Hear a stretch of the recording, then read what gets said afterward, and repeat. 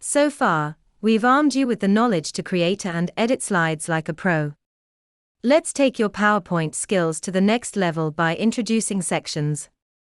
When working on a presentation with lots of slides, it's easy to get a little bit overwhelmed.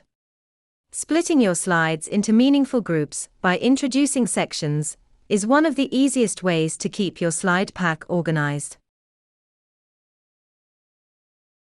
Using sections has several benefits and are super easy to create. In the slides navigation pane on the left-hand side of your screen, right-click in the space between two slides and select Add Section. The first time you do this, PowerPoint will automatically create two sections. The first section at the top will be labeled Default Section. The second section, located in the area where you right-clicked, labeled Untitled Section. A pop-up will immediately prompt you to rename the untitled section. After typing in your section's name and clicking the Rename button, your section title will be updated. The major benefit of using sections is that once you have organized your presentation into sections, you can collapse these sections entirely. This means that you can collapse all of the sections that you are not busy with, to have a clear and focused view of the section that you are busy with.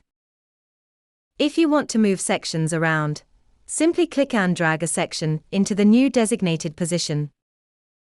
You can also right-click on the section and select Move Section Up or Move Section Down to move the section one position up or down respectively.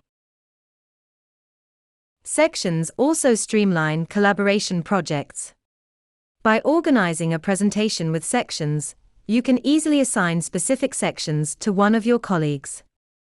This will make it easy for them to find the slides they need to focus on, and also help you keep track of who is responsible for the different parts of the presentation. We've covered a lot of info in a short amount of time, but hopefully you have a better understanding of what you can and cannot do with your presentations when working with this template.